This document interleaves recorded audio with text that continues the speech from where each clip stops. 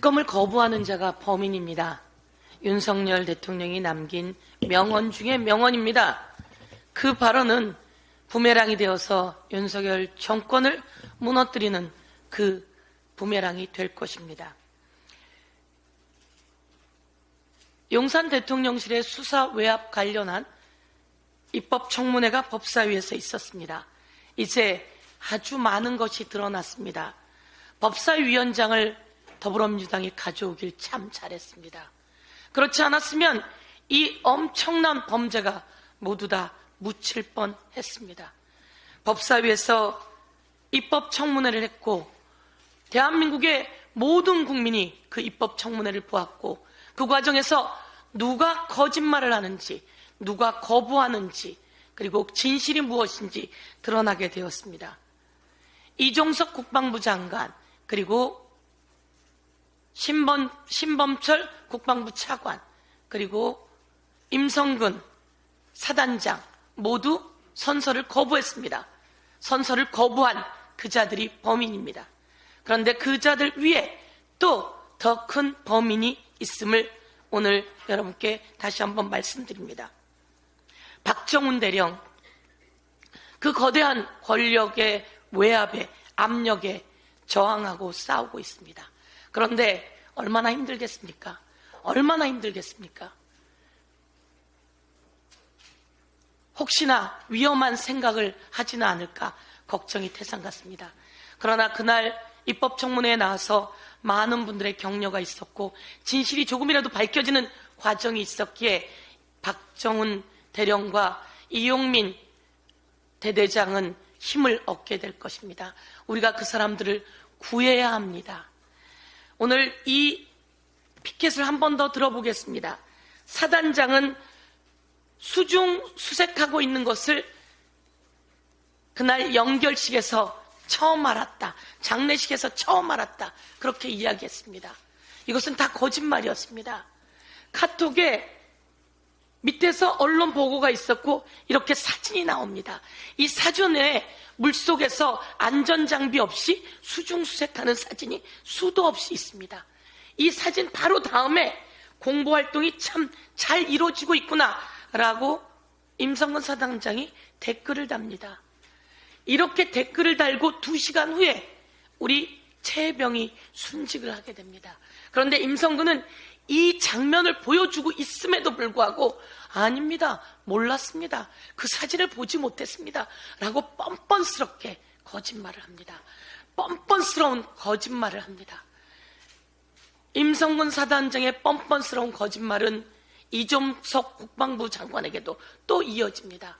이종석 국방부 장관은 대통령의 전화를 받지 않았다고, 대통령과 통화하지 않았다고 작년 국회 상임위에서 보고를 했습니다. 그런데 통화한 사실이 다 드러났습니다. 그래서 물었습니다. 무슨 내용으로 통화했냐고. 그랬더니 그 내용은 증언할 수가 없다는 겁니다. 그 내용을 증언할 수 없다고 하니 그 내용은 대통령의 수사 외압임에 틀림없다고 온 국민이 알게 되었습니다. 이종섭은 증언을 거부했지만 그것이 대통령의 외압이었구나 라고 하는 것을 온 국민이 알게 되었습니다. 이종섭은 또 뻔뻔스럽게 거짓말을 했습니다. 제가 그 사건 이첩 보류를 지시했습니다. 그것은 합법적입니다 라고 했는데 그것은 모두 다 불법입니다. 그리고 그 지시를 하면서 혐의 내용과 혐의자를 빼라 라고 이야기를 합니다. 혐의 내용과 혐의자를 빼라고 했는데요, 혐의자 중엔 임성근 사단장이 들어가 있습니다. 혐의자에. 그런데 혐의자를 빼라고 했지 임성근을 빼라고 한 적이 없습니다 라고 대놓고 거짓말을 해대고 있습니다. 이런 사람이 대한민국의 국방부 장관이었으니 대한민국 안보가 정말 위태로운 상황이다 말씀드리겠습니다. 마지막 가장 중요한 일이 있습니다. 국방부 장관은 자신이 했다고 이야기를 하지만 대한민국 국민이 자신이 한 게 아니라는 걸 다 알고 있습니다. 대통령이 시켰고 대통령이 시키는 걸 대항한 게 이종섭 국방부 장관이라고 하는 걸 알고 있습니다. 오늘 다 나온 이야기지만 한 번 더 강조하고 가겠습니다. 국방부와 관계가 없는 사람이 있습니다. 바로 대통령실에 관계된 사람입니다. 대통령 안보실에 국방비서관 임기훈, 그리고 민정수석 역할을 하고 있는 대통령 비서실의 공직기강 비서관 이시원, 이 사람들이 이것에 개입된 것이 그날 다 드러났습니다. 임기훈이 국방부 법무관리관 유재은에게 전화를 합니다. 유재은이 얘기했습니다. 대통령실의 국방비서관이 저에게 전화를 했습니다. 그리고 경북경찰청에서 연락이 올 거라고 했습니다. 라고 대통령 국방비서관이 전화한 것을 폭로했습니다. 그리고 대통령실의 공직기강 비서관은 국가수사본부까지 동원합니다. 국가수사본부에 전화를 그 행정관을 시켜서 하고, 국가수사본부는 경북경찰청에 전화를 합니다. 그래서 그 수사 기록을 회수하겠다고 하는 의견을 전달합니다. 이때 유재은이 끼어서 검찰단장을 시켜서 그 기록을 회수하게 됩니다. 이 과정에는 대통령실의 국방비서관, 대통령실의 민정수석을 역할을 하고 있는 공직기강 비서관이 끼어 있었습니다. 이들이 나와서 이야기했습니다. 공수처에서 저희 보고 전화기를 내놓으라고 한 적이 없습니다. 저희는 전화기를 압수수색 당한 적도 없고 포렌식 당한 적도 없습니다. 라고 얘기했습니다.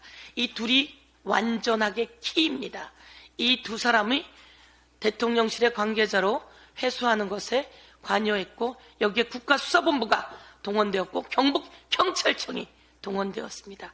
이 엄청난 국정농단, 국기문란, 안보농단을 국민 여러분께 단단히 확실하게 고발하면서 이에 대한 조사, 공수처가 확실하게 대통령 핸드폰부터 압수수색하고 포렌식 하십시오. 그리고 대통령실 관계자들 핸드폰 압수수색하고 포렌식 하십시오. 그래서 이 내용을 특검으로 낱낱이 밝혀내 정의를 바로 세우겠습니다. 이상입니다.